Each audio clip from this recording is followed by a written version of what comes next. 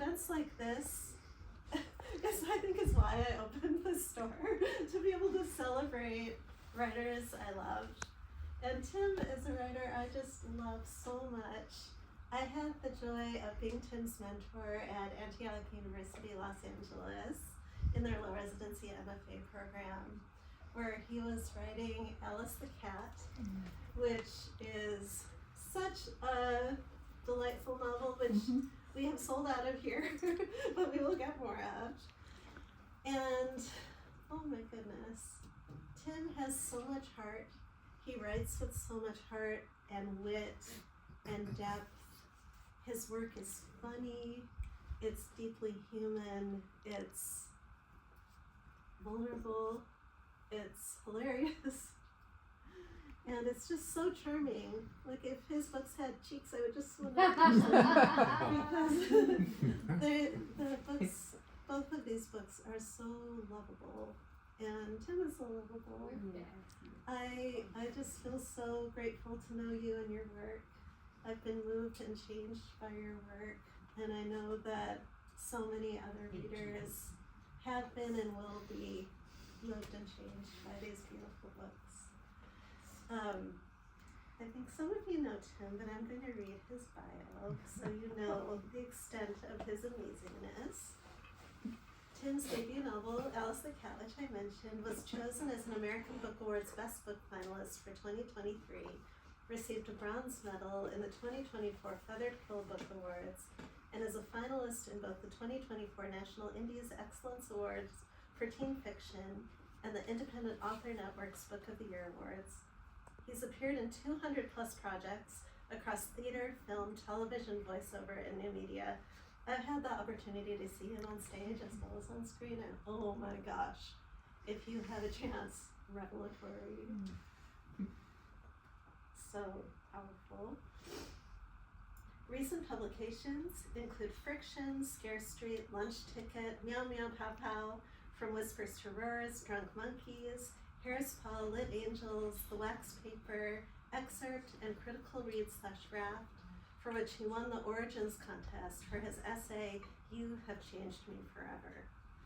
Tim is an octopus and spider enthusiast. He goes wild for anything with 8 legs. He possesses enviable collections of stickers, labradorite, night sky projector lights, vintage vinyl, and rare first edition hardcover copies of some of his favorite novels. No one has ever made a better vat of chili, and his lasagna is infallible. He teaches writing for UCLA Extension Writers Program. He is such a gift to our world, such a gift to my world. Please welcome the amazing Tim Cummings.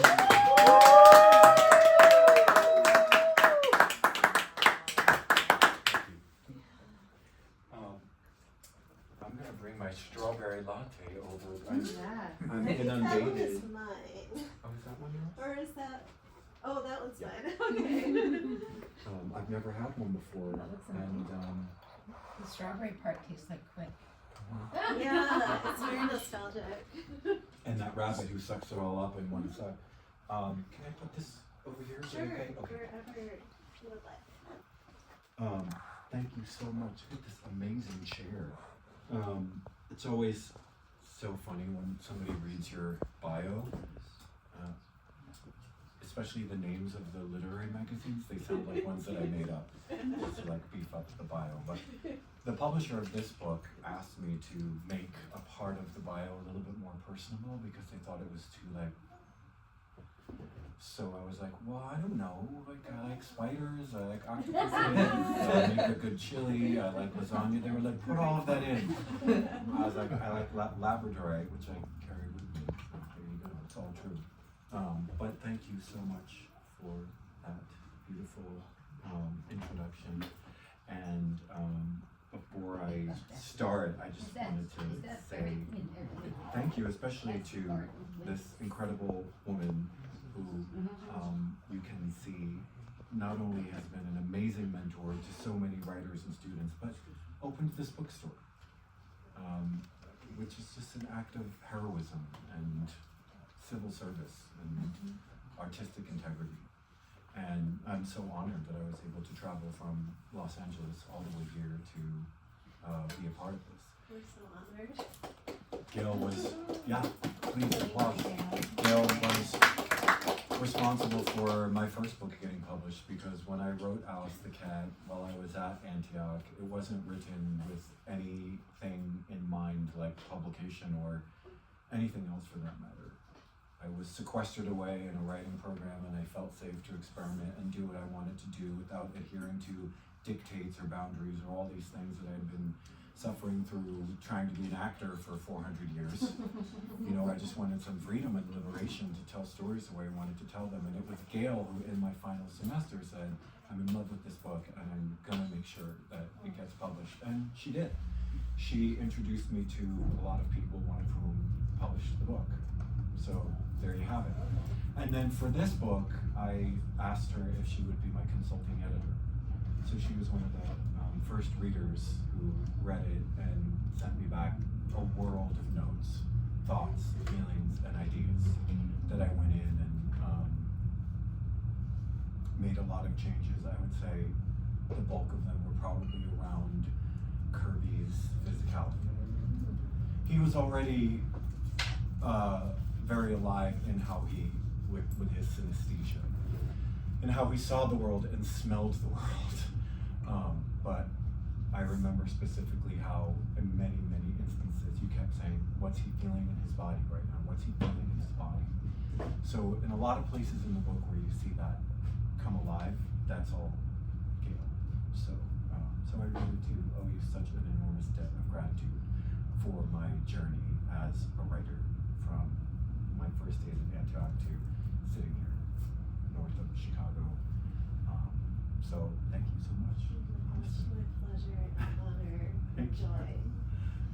And just thank everyone for being here. What was I saying earlier at lunch? Like, no one will do anything. Because you know, when you do these events, it's so, you just have no idea who will come or if anyone will come, or you just have to sort of go out there and do it. You just have to show up. That's my new motto in life. Just show up. Just show up. So I thought I'd just read from the first chapter and then we have a talk. Yeah, and yeah. do a little more reading and have a Q&A. Sounds great. If anybody wants any of this, I'm happy to share. As long as you're not sick, because I have more tour after this. There's something going around. Okay, He's not sharing. I'm not sharing. I can't get sick. Okay. So I'm going to read from the very first chapter of the book. For those who are not sure what this is about, this is a story about these really amazing theater kids, and they put up a play in a backyard to raise money for a seizure alert dog, because the protagonist's younger brother has been diagnosed with epilepsy. And the play opens a portal. It's not a portal that they go through to another world or era. It's a portal that allows magic and unforeseen forces to come through to our world and change their lives. I wrote this book because I've been a theater kid since I was 11 years old. That's how I met my very best friend, whose older sister is here today, which is more meaningful than I can say at the moment. Really incredible. I've been a theater kid my whole life and wanted to see more representation of theater in a story. That wasn't cheesy or stupid, because so much of it is like, theater kids. I was like, my theater kids are gonna kick ass. And then also epilepsy. I grew up with a severely epileptic brother. Unfortunately, he didn't make it. He was killed by one of his seizures, and I wanted to have some representation of that in the world, because I've not seen that either. Growing up, I never saw anybody who had epilepsy in a book, a movie, a TV show. It was hidden away. It was a secret, dirty thing. People thought we were weird. People thought my brother was the devil. I shared a room with him, and he would have these seizures that it's really hard to explain, but I tried to talk about it in this. So that was the exegesis of this book, why I wanted to write it. I wanted it fascinating journey of creative collaboration and watching kids use theater to do something really, really cool. I didn't know that I could make it happen because I thought theater and epilepsy. What a strange combo. How am I going to do this? But then when the dog showed up, not this dog, but this dog happened to be here, and so, talk about a portal opening. Sitting right back there, I was like, Gayle, get this dog. How amazing is it? So once the dog showed up in the ether sphere that writers contend with a lot of time, there's this kind of ether sphere that you live in, you know, when you're writing. The dog showed up and I said, that's it, that's the bridge. The cat, that happened with Alice the cat as well. So this is what I tell all of my students. If you have a story problem, bring an animal in and the problem will go away. It's really sage advice, I have to say. Just bring in some animal, like the next book that I'm struggling with, you know what solves the problem? I gave the protagonist a pet tarantula. And all of a sudden I was like, oh my God, I solved so many of the problems I was having. Right? And it's also a really interesting creature to write about because of how wild it is, but also they're really cool pets. So, any problems? Bring in animals. And that's how I created the bridge to make this all make sense, was through the dog. So thanks for being here. Surrogate for Eddie. Okay, so I'll read from the first chapter.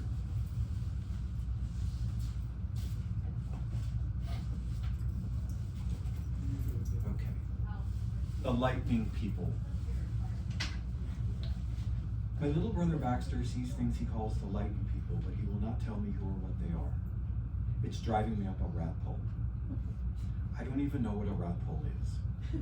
I think I saw it in a dream, or maybe one of Bax's video games, but it sounds like something that I, Kirby Daniel Renton the First, would be driven up. About a month ago, Pop abandoned us and disappeared. Dad asks me not to say that. It's not true, he says. We've separated for now, and he's in Texas with Grambuela, and that's all there is to it. Yeah, but still, I tell him. Don't but still me, he says. There is no but still. Yeah, but still. After Pop abandoned us and disappeared, Bax started having seizures, usually in the middle of the night, the darkest part of the night. That's when they happen. That's when he sees things. Monsters or aliens or people or witches, I don't know exactly, who slink down from the lightning in a dark purple sky full of puffed up clouds. He says they show him things. What things?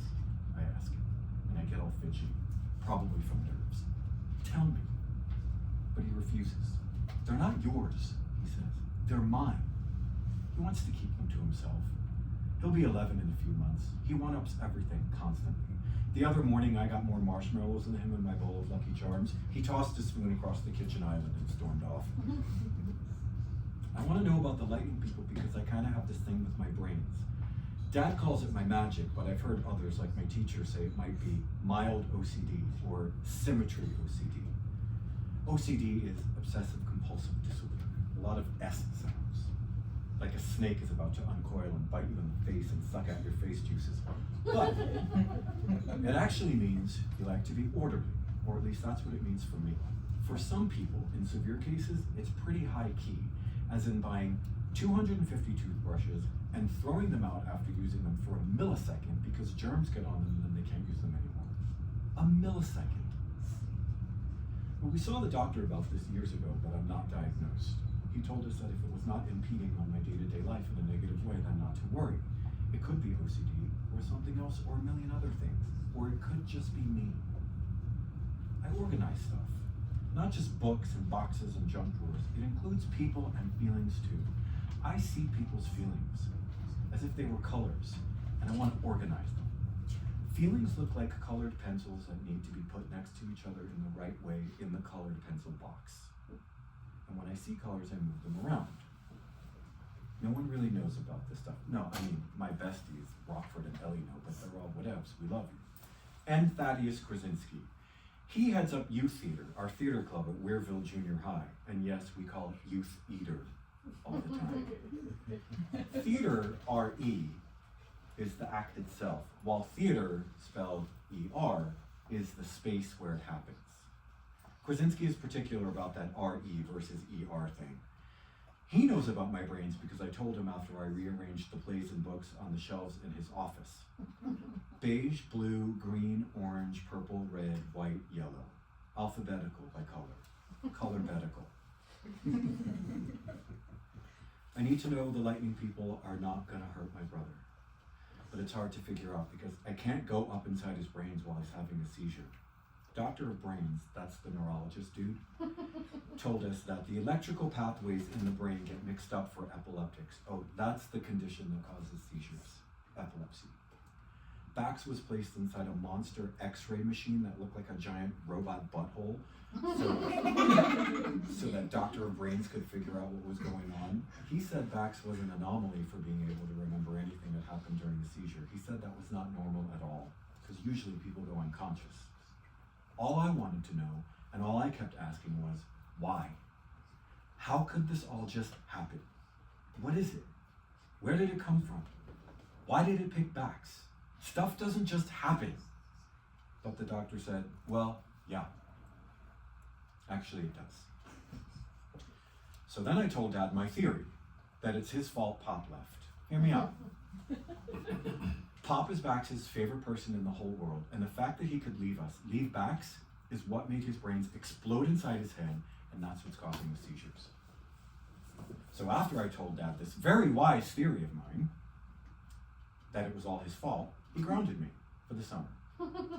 Okay, a few weeks, maybe 3, but it felt like the entire summer, because during summer, when you're free, every day's a huge day, and to have 21 of them robbed from you for telling the truth, it may as well have been all 75. Drove me up the rat hole, I swear. And now, Bax is changing. I see it. He's growing younger. Bax has always been the smartest kid in any class. He likes to dress like a professor. Dad and Pop would buy him suits and nice shoes to wear to school. He doesn't like to look like the other kids. He likes to look like Charles Xavier from X-Men. He's always put together, even though he's a little maniac and he plays football and freeze tag during recess, in the suits. We're used to this, how dirty he is when he comes home, so we don't worry. Other people think he's lit. The nice ties and big expressive eyes, shock of hair combed nicely with pomade. But ever since Pop abandoned us and disappeared, and Bax's seizures started, now he wants to look like a stick of fruit stripe gum. He wears t-shirts with colored stripes on them, bright sneakers, his hair is all a mess. He looks normal. But if this is normal, it's the weirdest normal ever. And the real question anyway is, how do I get him to tell me about the lightning people? I need to know who they are and what they want. Here's the thing, I won't let anything bad happen to Bax.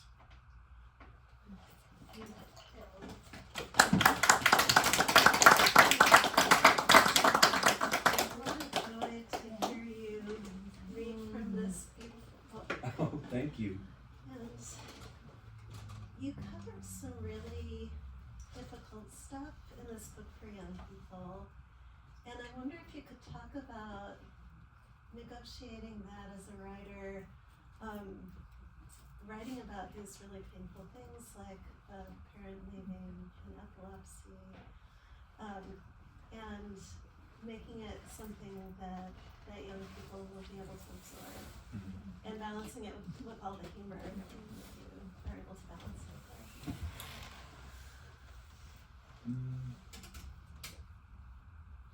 I think young adult novels and middle grade novels are some of the most interesting in the world because of how their readership spans both young people and middle-aged people and old people. I think when you're an older person and you read these books, you are allowed to have a conversation with your younger self. It sort of acts like a portal or a sort of strange time machine.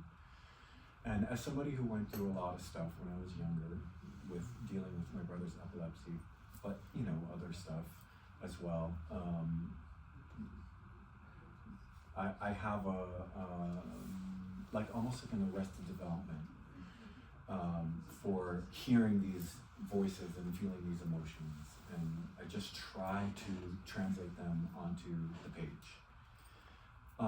There's a great children's author named Richard Peck,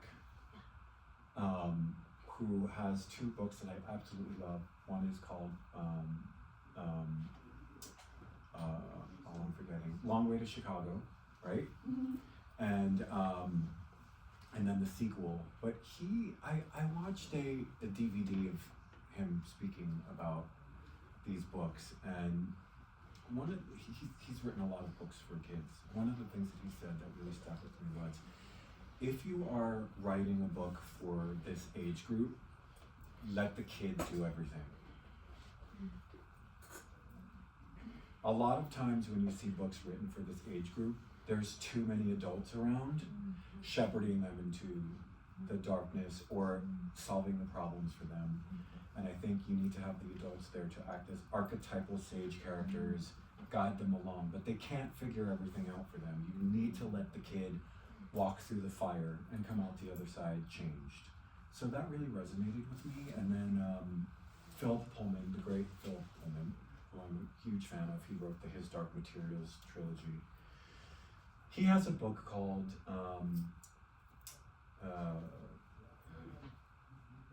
what's it called? It's the one of his book of essays, Yeah, Demon. I picture the cover. With the crow on it.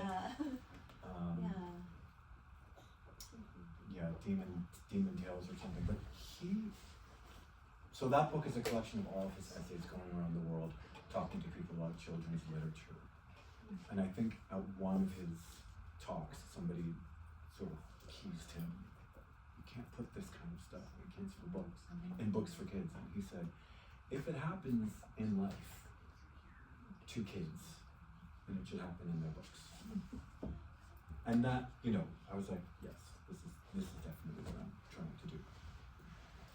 When Alice the Cat came out, I took a lot of crap, excuse my French, for having a young girl, first of all, for writing in a young girl's voice, second of all, for that she was being body shamed, and I talked about that, which was based on what happened to my niece, and then also that she, was dealing with the death of her mother and had anger issues. This upset a lot of people. That was why I knew to do it even more. That's just how I am. If you tell me that I did something that ruffled your feathers, I will ruffle your feathers forevermore. So I think that helped, because it's weird. It's like what people pay attention to, right? Yeah. I got in trouble for using the word vagina in my middle grade novel. Yeah. I talked to my niece about how badly she was body shamed, growing up, and I tried to add some of it into the book, and people were like, "Burn you at the stake, you dirty male witch," talking about, but it's stuff that kids really go through. But if it's one thing I've learned from being an artist my whole life is, if it really upsets and angers people, good. Thank you. You're doing your job. Like, keep going. So in this book, yes, Kirby's dealing with his dads are separated. Not only are his parents separated, but it's 2 dads, which is also a big problem for people. Not only that he has 2 dads, but that they're getting divorced. Because then I got it from both ends. Like, first of all, it should not be 2 dads, and then of course the gay people are like, they're getting divorced. This is not good for us. You know what I mean? So it's a damned if you do, damned if you don't type of situation. So I say, move forward if it's from the heart. Yeah, and this is so from the heart, and I so appreciate the places you could go with this book. Some of the scenes here I feel like are some of the most harrowing I've read. With the seizures, I just had my heart and appreciate the honesty with which you wrote, the heart with which you wrote. And I learned so much from this book, and my heart just broke straight open from this book. It's so beautiful. And you mentioned representation regarding theater kids and regarding epilepsy, but there's also a lot of really wonderful representation regarding neurodivergence in the book. And I wonder if you could talk about that a little bit. several characters who are neurodivergent and a wonderful teacher who helps to celebrate their difference, Mhm. as you do in the book too. And yeah, I would just love to hear you talk about that a little bit. As a theater kid my whole life, you do come in contact with a lot of neurodiversity, and I just wanted to honor it.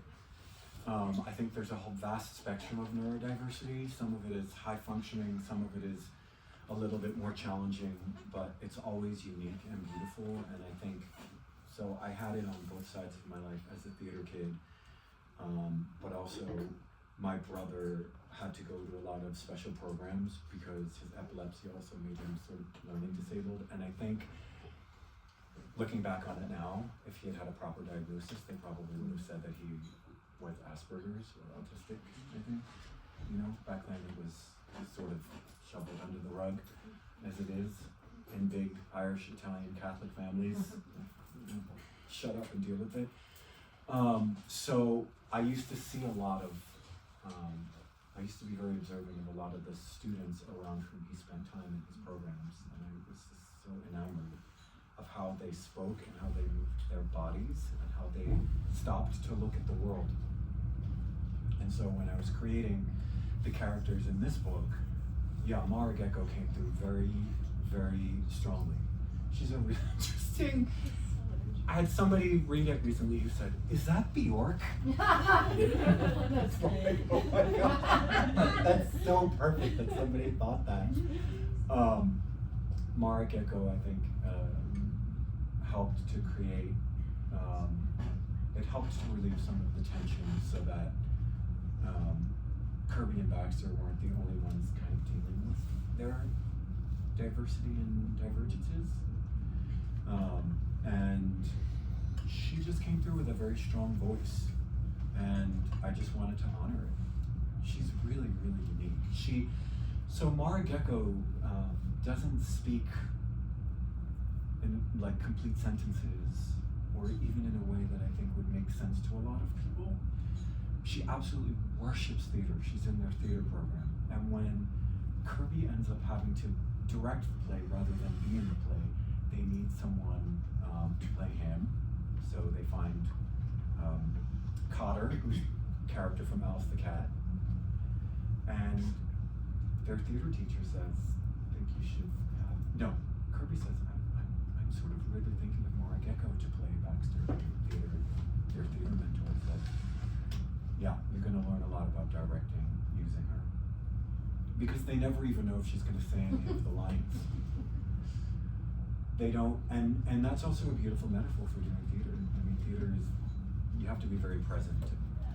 Whatever happens is what happens. So she was a conduit for a lot of really interesting things. And you learn why later in the book she has this issue with speaking. But I thought it would be very interesting to play with a character who loves theater and does plays, but doesn't speak like everybody else, right? Because that's so something you need to know how to do as a theater person. You need to be able to read, you need to be able to memorize lines, you need to be able to speak them and perform them. And I thought, well, what if they don't at all? And then Margaret came through. So, but I think a lot of people see themselves in her. So, and Kirby's OCD, same kind of thing. I did a lot of research about it, and a lot of people were saying, if it's not impacting your life in a negative way, then it could just be a normal part of your life. That also angered a lot of people in reviews. Wow, I was like, wow, people are upset about this too! But it's okay. I mean, I think it's real. It's just how it is. Some people are dealing with a lot of things and they're not diagnosed, and I think sometimes when you get diagnosed, it gets worse. Yeah. Right? So that's the sort of framework around which all of the neurodiversity lives in this book, and all comes to a very positive head in the end, because absolutely nothing bad happens as a result of it. Yeah, and in fact, like the opposite. Yeah. Yeah, but I don't see him here today, but we had a group, was that just yesterday, Elena? Oh, yeah, the thank you. squirrels are They perform circuses outside. I love it. But yeah, we had a group from a school yesterday. I think it was young adults with autism, and their teacher, and they were out doing a scavenger hunt, and came in, and one of the students told us about his novels that he's writing, and how they all have neurodiverse characters, and it was like five astronauts, was it? And each one had a different diagnosis, and he was so excited telling us about it. And he was so excited to hear about your book, and was going to try to come today. But yeah, so it was just lovely timing. I hope he's home writing it. Yeah. But you mentioned Cutter, and I love that we have this overlap with Alice the Cat, and that it happens in the same community. And I would love to hear just your process of deciding to continue to write in that world, and whether you're going to continue to write within Weirville. Weirville, I think when I was at Antioch, Gary Phillips, the amazing Gary Phillips, had a lecture during one of our residencies where he talked about the importance of setting, or how where you put a book or place a book has a lot to speak about, the characters in their life. And I remember at the time thinking that I wanted to create a fictional town, much like Stephen King did with Castle Rock, etc. And I remember at the time thinking, how come there are no new cities in our country ever? Like, where are they? No, seriously, they just stopped making them. Right? Yeah. Am I wrong? Like, where are they? It's like someone was like, no more cities. So I started to take stock of all the cities, LA and San Francisco and Seattle and St. Louis and Chicago and New York, and I just started thinking about how I could create something a little bit like Los Angeles, Los Angeles is so idiosyncratic in that it's a city and a suburb at the same. You know what I mean? Like where Paul and I live in Silver Lake, we have roof rats, owls, coyotes, snakes, peregrine falcons, and a block away is the city. I'm like, this is so interesting. Whereas in New York, there was no wildlife, right? Sometimes. So I was thinking a lot about why aren't there new cities? And then I was looking all over the country to find where I should put it, and I found that there's this giant swathe of land right on the Pennsylvania-Ohio border that was used primarily for hunting, and it is a massive piece of land. And I was like, oh no, I'm gonna save some animals. This is weird. So that's where I decided to put it. As if some billionaire in our world, instead of taking rockets into space for a minute, could maybe put their money to taking a beautiful swathe of land and turning it into a really interesting new subtropolis where families could thrive.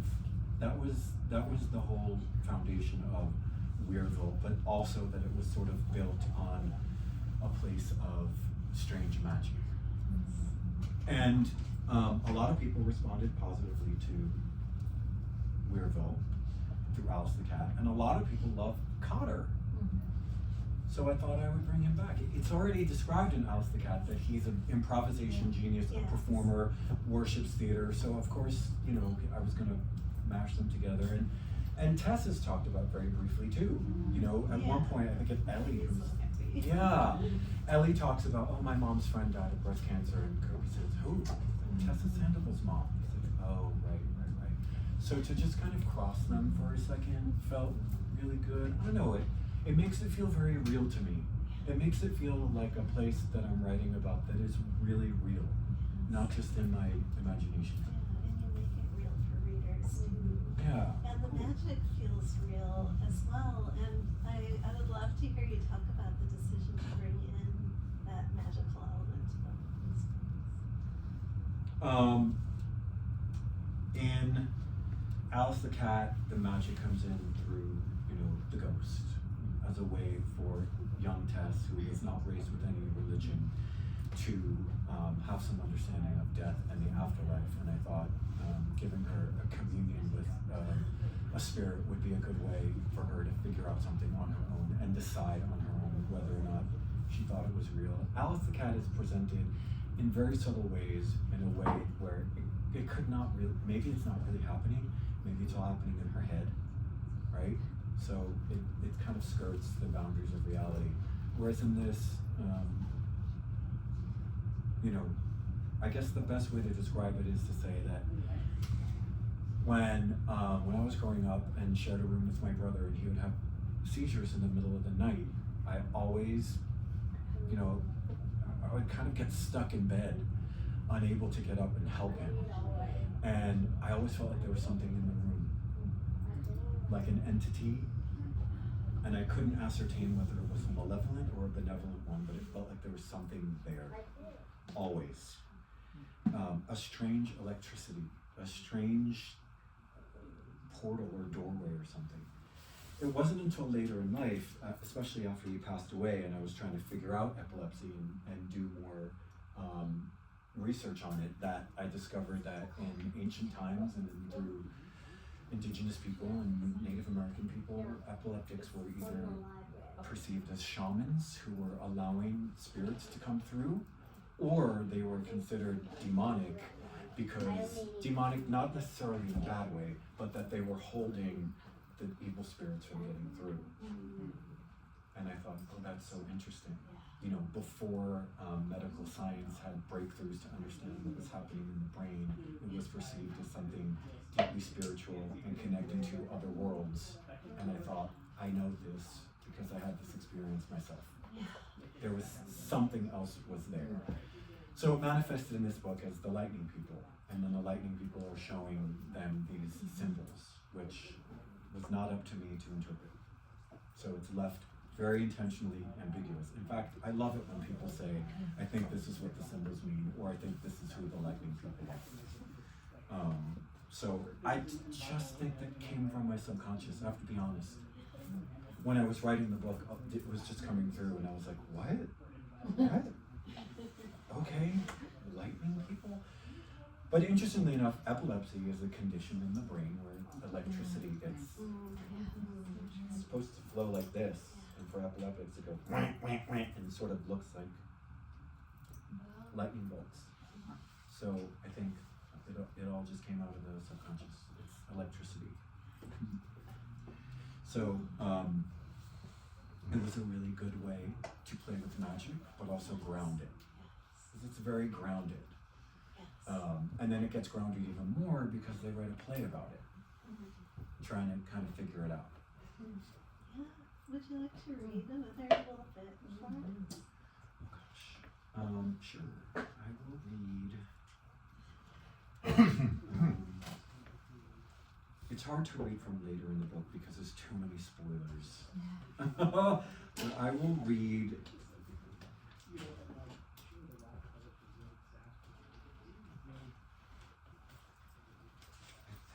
Okay, I'll try this.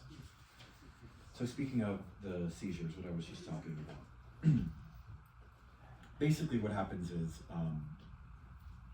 after the first chapter, they go to a carnival, the Weirville Summer Annual Carnival, and Bax and Kirby go on a haunted house ride. They get in the carriage and they go on this ride, and Bax has a seizure on the ride, which happened in real life. And afterwards that night, they're back at home. Kirby's trying to calm down. He's looking at his homework because he's about to start school. He's looking at the plays he needs to read, and he goes to sleep. And then this happens. At 3:30 a.m., I wake to weird noises. Moans, gulps, backwards, onwards. A strange smell hovers in the air, something metallic or like rain. I feel pressure, like a storm's about to hit. I can't swallow, I can't move. The dark swirls around me like a dementor, sucking my breath away. I can feel the thing across the room. It's like walking into a house where you can tell that a television set is on, even though you don't hear it or see it. There's this kind of invisible frequency in the air. That's what it feels like in the dark. This is bad. The worst of them so far anyway. Worse than the one on the ride. A sliver of pale light spills through the window and shines directly onto a spot on the wall above Bax's bed. It looks like a silver door, almost diamond-shaped. I can tell by the sound he's making, all garbled and spitty, that I need to turn him on his side. Dr. Brain said to do this so that he doesn't swallow his tongue, which is what he's doing right now. I can hear it. It's bad. It's so, so bad. My heart rabbits hard against the inside of my chest. There's a weird taste in my mouth, as if I drank blood. Get up, Kirby. Get up. I can't. I am stuck. I try to move, but my muscles are locked down. I don't know how much time passes. I am somewhere else. Finally, I feel this little explosion inside my head, and something snaps, gives, releases me. I throw the covers off and scramble out of bed, reach to flick on the lamp. But in my weird state, I miss it and knock it over instead. It hits the floor with a crash, and the bulb under the shade pops in a bright blue-white flash and goes out. The sound of breaking glass like Christmas Day when an ornament falls off the tree. The room is thrown into complete blackness. Bax keeps making the moans and unwords. I fly across the room to flip the overhead light on instead.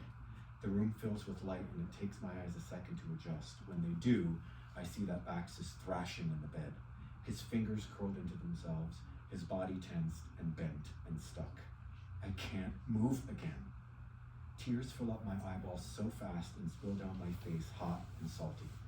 Dr. Brains also said to time the seizure, but my phone is over by my bed. I don't have time to grab it because suddenly Bax flies upward like something invisible is lifting him, yanking him. I dive onto the floor as if into a pool. If he lands on the floor, he's gonna land on his head so hard. I'll make a pillow of my body for him.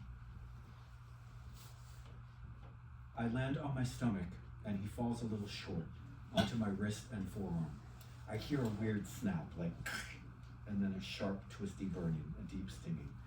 My arm was kind of twisted a bit when I hit the floor, so when he landed on it, I think it double snapped. He's twisting, almost in slow motion, like when you pour salt on a slug, the most horrible thing you could ever do. I saw that once. It should be outlawed. I'm on my stomach and he's on top of me, but his head is hanging off the side of my left shoulder and it starts banging against the floor hard. I shimmy my body over to protect his head, but Bax is heavy. I can barely move. The arm he landed on, my left one, throbs against the floor. The pain shoots both up and down at the same time, which is so weird. Feels like being electrocuted. I cry out for Dad. I yell for help, not knowing what else I should do. I close my eyes tight and see weird colors bleed down like the rainbow wax at the car wash dribbling down the windshield. I use all my might, all my strength to jam my body over and protect his head. It works. Now he's just banging it between my shoulder blades. He's still making that tongue swallowing sound, and I take my right arm, the good arm, flip it up and over behind my neck so that it can steady his head, and once I do that, pressing him hard against my back, I wiggle my fingers around until they meet his mouth. I nestle them inside his lips, feeling for his tongue, but I don't have enough slack to grab it. I'm not supposed to do this, but I have to. He bites down on my fingers so hard, I think I feel his teeth go through them. His teeth are clenched down and I can't even pull my hand out. Oh my God, I hate seizures so much.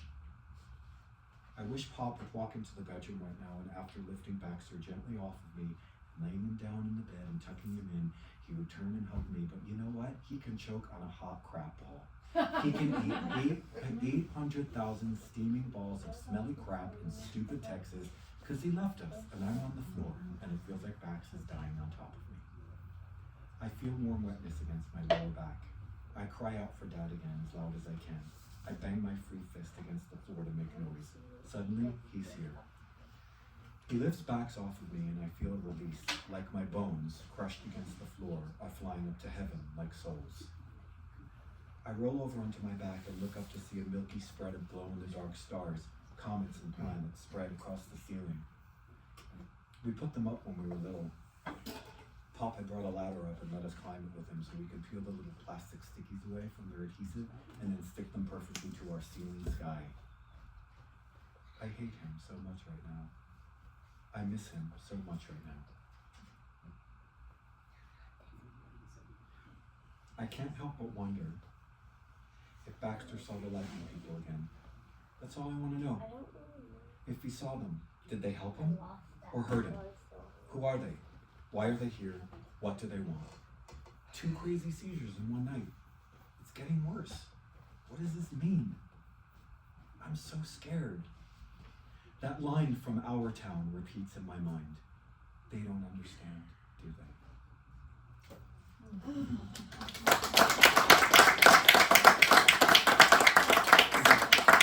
That was one of those scenes that just gutted me. And then the beauty that you bring in the midst of this deeply painful scene with the stars is just such a beautiful balance. Thank you very much. Yeah, he was reading a little bit from Our Town right before he fell asleep, and he loved that line. And then he says, "They don't understand." Yeah, so he quotes a lot of interesting lines from plays. I wonder if this is something that you foresee coming to the stage, being adapted to the stage or screen, because I feel like it could work beautifully either way. Yeah, everyone has said that. Yeah. Yeah, and I wonder if you have thoughts about that. I would love that. I think if somebody approached me and had the capital and the production prowess to do it, I think I would want to be involved maybe as an exec producer. I don't know that I would want to write it or direct it or anything like that. I think it's important to let other people collaborate with you who have a different skill set. I would definitely cast my friends. Yeah, I would make sure that it was people with some really amazing actors. I think I could have a little control over that. But yeah, I mean, I would love that. I think it would be a really useful story for young and old alike. And I think someone with a really particular sensibility could bring it to life. It's a little Tim Burton. It kind of could live well in that quirky universe. A little Kate DiCamillo as well, because it's so heartfelt, and emotional. So who knows? Maybe there's somebody out there right now who's kind of casing it, seeking a story that would really help them feel seen and bring a vision to life. And I just, it's important just to stay rooted in that, and I think it comes to you. We'll see. I hope so. Yeah, I very much hope so. It looks beautiful, and I can't wait to see it. Yeah, I think it would be really nice, especially the theater that they built in the backyard and the forest that they on the edge of their backyard. It's very visual. It's so Yeah, I could see a filmmaker being like, "Oh, I gotta light this up." yeah. And the book focuses very heavily on world building. As a book about theater, I wanted there to be a very strong focus on set building, world building, direction, design, right? So that's where you get the theater barn and the kids who are these amazing set designers whose father won a Jeff here in Chicago, a Jeff Award. So there's a very heavy emphasis on the other aspects of theater, Yes. including mentorship. Because I think theater books and theaters, it's like, oh, acting. It's like acting. And that's completely not it at all. There is so much that happens. Yeah, and you capture that sense of community and collaboration so beautifully. Thank you. Yeah, I mean that was the easiest thing to write. That's been my whole life. It's just the strange families that you create every time you do a play. When you do a play, you are with those people for life. It's ties that bind. I think you know that I met Michael doing a play. No, you did. It was so, I'm not an actor or a singer. I didn't tell you that. No. Yeah, so some of you know this. I took my daughter, who did a lot of theater as a kid, to an audition for Annie Get Your Gun, a little community theater in Southern California. And the assistant director came up to me and said, "Hey Mom, we need more adults in this production. Why don't you audition?" And at first I said no, because I'm not an actor, I'm not a singer. Like even at birthday parties, like I barely sing Happy Birthday audibly because I'm not comfortable as a singer. But writing pushes me out of my comfort zone, and I told myself if I do this, I can write about it. And so I thought, okay, I'll do this audition. And the first part was a partner dance. I was partnered with that guy over there, and we danced together before we ever spoke to each other. And we ended up as co-stars. I got the lead role, shockingly. So that's how we met each other. So I was Annie Oakley, he was Frank Butler. And Oh my God, that's incredible. yeah, so theater has changed my life. No, it does. Yeah. It does. It really, really does. Yeah, and you capture that life-changing power of the theater and magic of the theater just so beautifully. And Yeah, it really saved my life. Theater was like the first time that I, felt really seen. I didn't know at all that I had any proclivity for it. I was asked one day by a teacher at school to audition for the school play, and I didn't even know what that was. What up, Annie Oakley? I didn't even know what that was. I was like, the what? She was like, the school play. We're gonna do a play. It's gonna be about the life of Ben Franklin. And I was like, I have his birthday. So very interestingly enough, I went in there and I was like, they gave me this monologue, and I was like, I could speak and I could sing. I mean, my mother was an opera singer, so I guess it makes sense that I could sing, but I didn't know.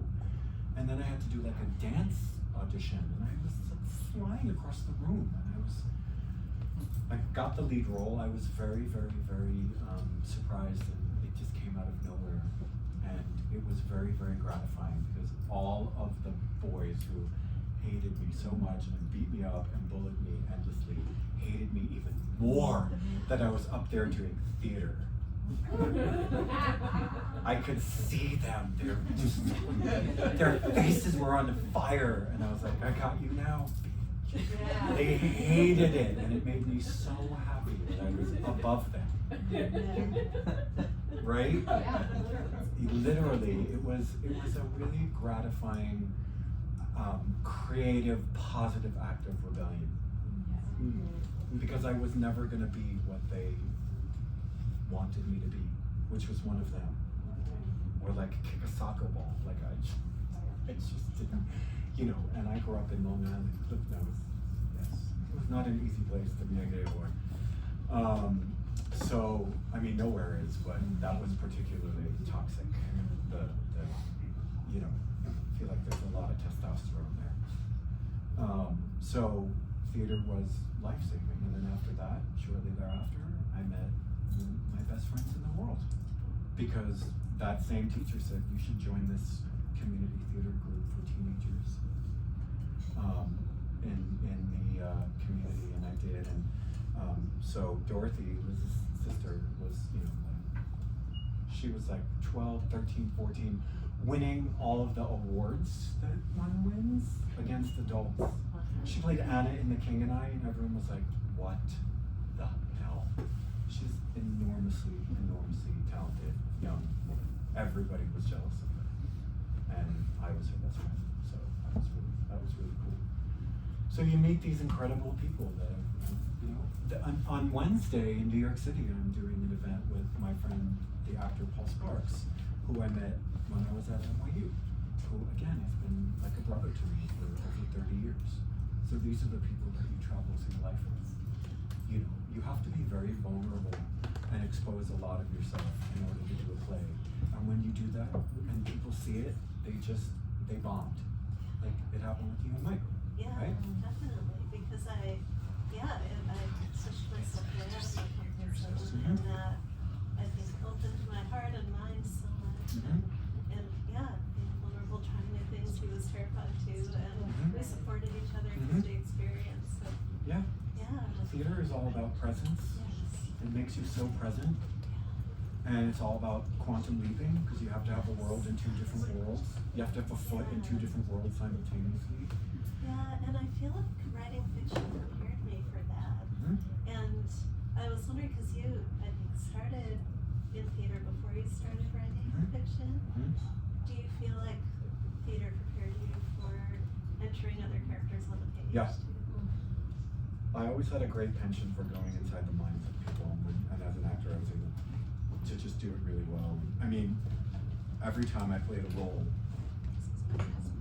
I would write like a book worth of material from the character's perspective, even stuff that no one was ever going to see or care about, but for me I needed to know, right? I remember when I played Ned Weeks in The Normal Heart, which is a play about the AIDS crisis.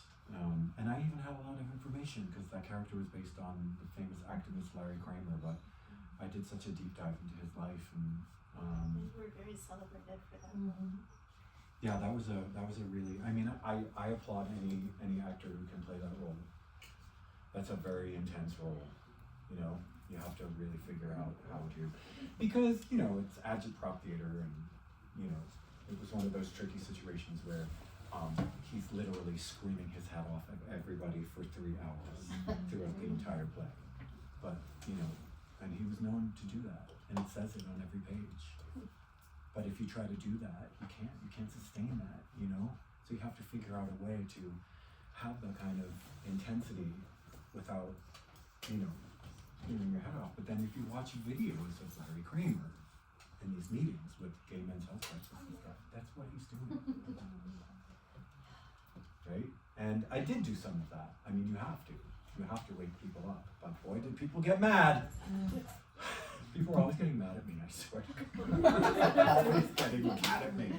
I say that to Paul all the time. Like, Paul, somebody yelled at me today at CVS for no reason. I picked up the Vaseline, and all of a sudden, I was like, it's like a sign on my back. Yell at me. So, I don't know. I'm always getting yelled at, so I may as well just push buttons. I would love to open up the floor for questions, if any of you have questions for our wonderful guests. I was just curious about gender, or it seems like I'm at the part where they're building the theater. Okay, so that's the part of the book I'm in. Yeah. So there's a lot I don't know yet. I'm excited to get to. But the stage builders, like I forgot their names right now, but Mel yeah, and Nika. okay, Nika, like I'm obsessed with them. But I noticed that the women, at least in your books, are very capable and very the way I want to see myself in the world. And I wondered how, or if your own mom or people in your life inspired that, or if that's just how you see women. I've worshipped women my entire life. I remember, I mean, come on. Strong women especially. I remember, you know, when MTV came along and seeing videos, you know, seeing Pat Benatar and being like, what? Seeing Madonna and being like, what? Susie Sue. I mean, come on. You know, just these icons. I remember seeing, when I went to see the movie Aliens when I was 12 years old, and seeing Ripley, I was like, that's it. You know?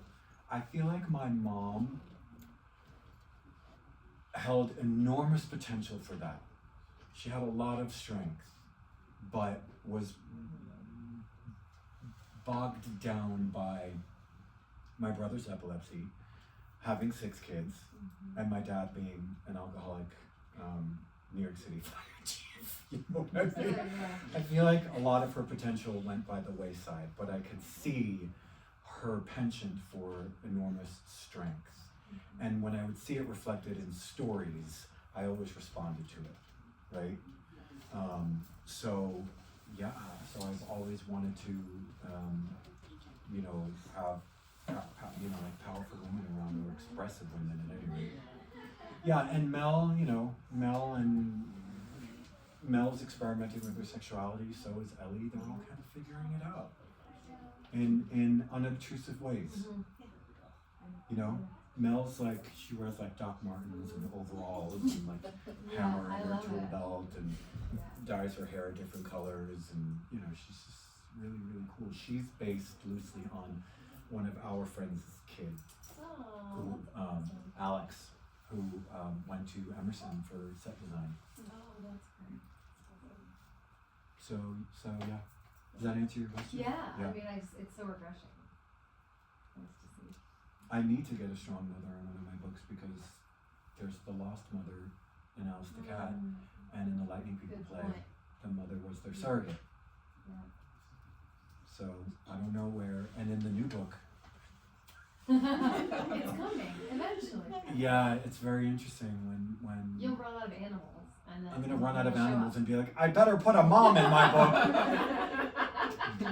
But yeah, it's I guess it's well, that's very interesting. I mean, I've been without one for such a long time. I lost my mom when I was young, so it's weird to go through the world. And I remember having panic attacks. I'm sweating already thinking about it. I remember having panic attacks about that when I was young, right? Like seriously, like because nobody sits you down and says, this is how you're gonna have to live your life without a mom for the whole rest of your life. It's like a really, really tricky thing. I'm still really surprised that it's happening. Yeah, I know. It's like, I really am. Like a lot of times I'll look in the mirror and be like, you're still doing it. Yeah, it's a long time to miss someone. But I guess, I don't know, that mother character will show up at some point. Well, there's also a sense of found family in all of Mhm. your books. Yeah. And they all are mothering each other. Oh yeah, that's very true. Oh, that's true. I love that. Thank you for saying that. Yeah, there is found family in Alice the Cat. They're like, we gotta help one another. And in this one, yeah. Yeah, because I think that's a huge part of my journey, is found family. Yeah, definitely. And theater, if nothing else. And now writing, being in a writing community, you know. That surprised me when I got to Antioch, when we were going through that program together. Because coming from the theater, I thought it was going to be a lot more introspective, a lot more solitary, and it wasn't. Yeah, and I think that because writing is so solitary that we're hungry for community. Mm-hmm. And yeah. We do those things Yes. to get out there. Yes. Yeah. Yeah. I love how this picks up the voice. It does. It's like a little amplifier. Yeah. It's beautiful. Did you have a question, Liz? Yeah, what were some of your favorite plays and shows growing up? I did Frankly Franklin, which is a musical about the life of Ben Franklin. That was really fun to do. You're a Good Man, Charlie Brown. I did that. I did Bye Bye Birdie. I did Sweet Charity. I did Babes in Arms. When my mom passed away, I did The Fantastics, which weirdly was one of the first times I felt that I grew up. We went to see that in New York City, and the story moved me irrevocably. It's not really a story about loss, but it's a story about these two kids growing up, falling in and out of love and growing up. But there was a character called Henry, the old actor, who shows up in the middle of it, comes up out of the floor with Mortimer, the Native American, and he's like a seasoned Shakespeare actor. He's 300 years old. This beautiful, wizardy, mystical thing who comes out and gives speeches, and he's trying to teach them because the fathers are trying to set up a scenario where they can fall in love, and then he later disappears back into the floor. And I remember thinking, oh my God, I want to be that. And so when this theater company did put that up, I went to them and I said, I want to be Henry the old actor. Please don't cast an old man in this role.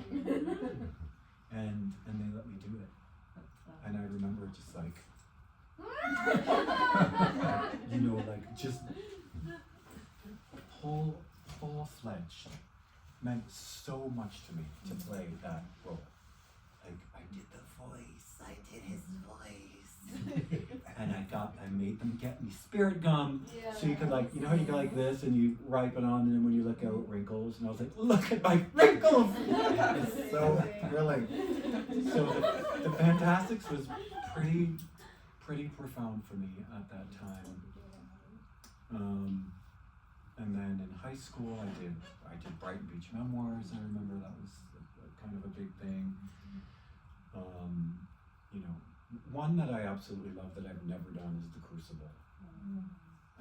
I mean, that'll never not be relevant. Good Lord. Right? So I've always wanted to do that. I almost did. Remember when Theater Banshee did the Crucible? And they were like, do you want to play Joan Proctor? But I was stuck doing Camino Real at Boston Court, which turns out was the worst thing I ever did. The worst thing I ever did. My dad died on the final preview. Oh. And I had to fly, no, the first preview. And then I had to fly to Florida, came back, got the most miserable flu I've ever had in my life, had to go through opening night at like 104 fever. And I remember thinking, this is all because I just didn't do the Crucible, which is what I should have done! So I've always loved the Crucible. I'm so curious about, is it called Joan Proctor? Was the villain? It was a villain. Was the villain? Yeah, I want to see that. So that would Yep, be- I completely concur with that, by the way. Abigail gets all the blame. It's like, hello. But yeah, so there's the good thing about plays is there's a lot that I love and still want to do, and there's a lot that I've done. So yeah. Anyone else? Any other questions? I don't know if I have so much of a question on this. Maybe it'll form as I try to get this out, but I just noticed, I felt like you wrote about kids in a really dignifying way. I haven't read all of it yet, but just the first chapter and what you read out loud, there was something that felt like it was really like honoring the kids' experience, and that part of it was like kids experiencing neglect, not just in the parent that left, but in the parent that stayed and couldn't leave with the truth of that. And even letting the kid be defiant and kind of like right about that defiance and the way you shaped the story. And I'm just kind of curious, like if that's something that came through maybe naturally as you were writing it, or if it was something that you ever considered more consciously in the process. I mean, I love punk. I've always loved punk rock and punkers and people who just think differently. I remember being young and my idols were, Susie Sue and Robert Smith. They were not the norm. You know what I mean? Robert Smith's hair was out to here. He wore black eyeliner and red lipstick. People around me used to be like, that man is the devil. That is disgusting. Susie Sue, they were like, she is a witch. She is a devil worshiper. And I was like, but they're doing the most amazing things, and the people that they attract and who fall in love with them, you know them immediately and you connect to them forever. So how is that bad? I just remember always having to stick up for really, really interesting people who were revolutionaries and changed the way that things were done and did not care about what anybody thought about them. So and I think maybe, that was how I felt at that age. I was dealing with a lot of stuff.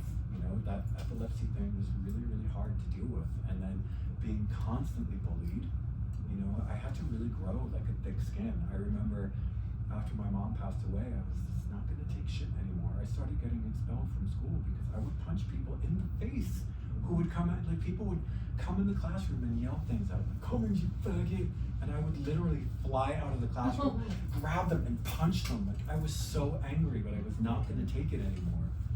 And it changed. Everybody left me alone. They stopped after that, when you start fighting back. And Kirby's not like that, and I'm not Kirby, and Bax is not my brother. But I do think that wherever they are in their ether realm, when I sat down to write this book, their spirits came through and said, aha, he's our interpreter. Because it feels like being a medium. You sit down and you move the pen and then the words come through, right? That's a little what it feels like. And so when I sat down to write this, they knew to come through to me. They were like, he's the freak that's gonna write our story. And part of it was, I think Kirby knew that I had an understanding of how tough he needed to be to go through what ended up being his narrative arc.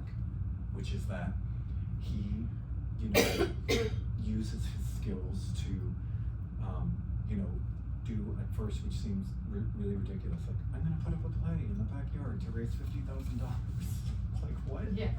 It's ridiculous, but in a kid's mind, it's like, yeah, of course we're gonna do this, right?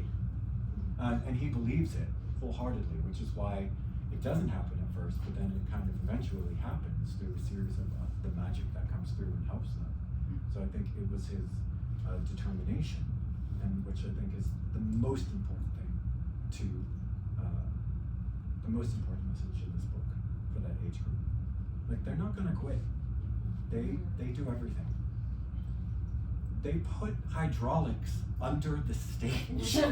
Like, Kirby was like, the bed needs to rise up and come forward. And they were like, we'll do it.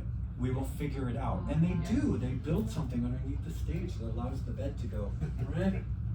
And for Ellie, who's in the bed, to come out of it.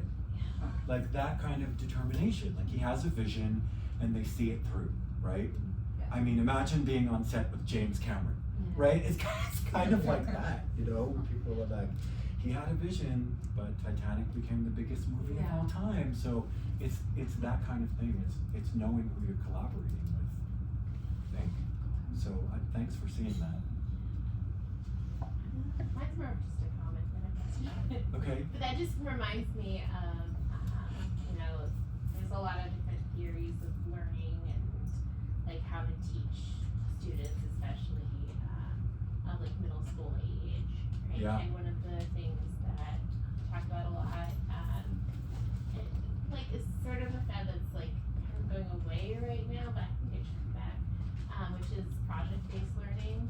Yeah. Like everything is based off of, okay, this is the project you want to do. You tell me what I need to do. Like, you direct everything. You figure out what you need, and then I will just facilitate things that I can do, right? And like that's sort of very similar to that. That's exactly the character of Thaddeus Kwasinski in this book, who was a conglomerate of a lot of different theater mentors I grew up around, whether they were a teacher, a director, a professor at NYU, a guidance counselor. You know, he's an interesting conglomerate, and that's kind of what he sets them up to do in a lot of ways, and then gives Kirby the Anne Bogart book, which that's a very interesting story. So talk about magic really coming through. When I wrote the book, and so Anne Bogart was a theater, the artistic director of the City Company, SITI, and she also ran the Master's Directing Program at Columbia for decades. She's a legend in New York City theater. She's a legend. She's brilliant. She wrote a book called A Director Prepares, which blew my mind. I mean, pieces of my brain on the pages of the book. She's so brilliant. I loved this book so much. It's not even really for directors.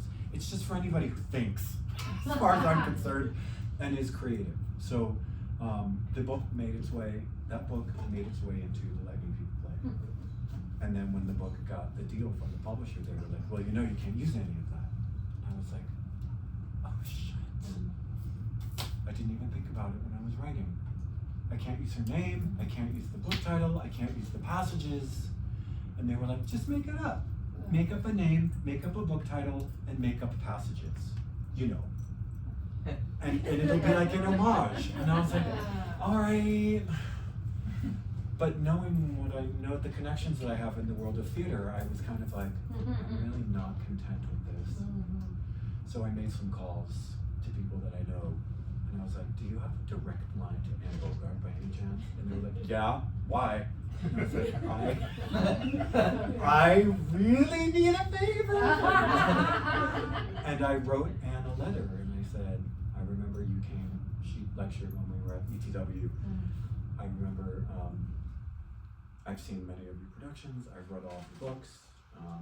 This is who I am, this is what I've done, this is what I'm doing. Can you put me in touch with your lawyers? You know, maybe we can work something out. Pipe dream. And then I didn't hear anything. So I was like, oh well, so I started to create a fake Anne Bogart and a fake book and fake passages. And Fogart. Anne Bogart, yeah. Amy Fogart. And then I got an email from her saying, oh, I absolutely love your letter. And my lawyers are CC'd here, and I just want you to know you're allowed to use my name, the book title, and any passages in perpetuity with no royalties my God. ever. And I was like, see? That's the magic that I'm talking about. Yeah. And The so, tenacity Yeah. though to go forward. oh, Your yeah. Jeff. Your Yeah. tenacity. Yeah. I just kind of intuited that she would be into it. Because she's theater. Because she's theater people. Like, I felt like she would just get it. And then, of course, when I got my big box of the hardcovers, I wrote her a letter and I mailed it to her and said, thank you so much for doing this. This really, really means a lot. So, again, I mean, if you play with magic and you put it in your work, it comes to you in real life. And that's, I think, a really prime example of that she was so cool. Because I want that book. I want other kids that Yeah, age to exactly. discover the book, because when he gets it, he's like, I'm not gonna read this. This is for adults. And Krasinski is like, just interpret it the way a 14-year-old would. Like, he's challenging him. And to watch Kirby figure out what she's saying in his own way was so cool. Because the thing is, we're all doing that anyway, no matter what age we are. Yeah. Yeah. Right? Mm-hmm. So he, like the scene where she talks about embarrassment and the need to be embarrassed of your work. He interprets it around the fact that Baxter wets his pants when he has seizures. And it's very, very embarrassing. That's how he feels embarrassed. And that's how so he puts it in the play. They're like, what are you talking about? He's like, I want yellow liquid to come flooding down the stage. And they're like, what do you mean? And he's like, just trust me. So it's the way that he interprets some of the tenets that come into the play. It's still very honest and true to who he is at that age and what he's going through. Whereas when I read that book, I understood embarrassment to be something different. I understood it to be very vulnerable when you're on stage. People will get it. I mean, because you can act like you're vulnerable or you can be vulnerable.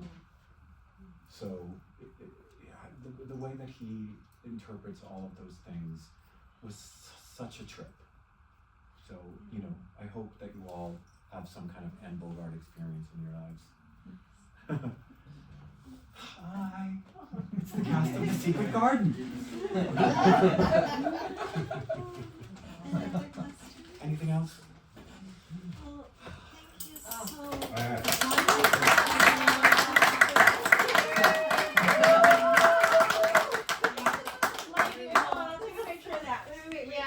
We all take a picture of that. Oh, very nice. Okay. Wait. Hold on. Wait, no, I gotta zoom back out. Okay, hold on. Wait, one more. Say anything. good. Smile. Yeah. Okay, hold on. I love it. Alright, thank you. Wait. Yeah. So cute. Alright, thank you. Purple dog.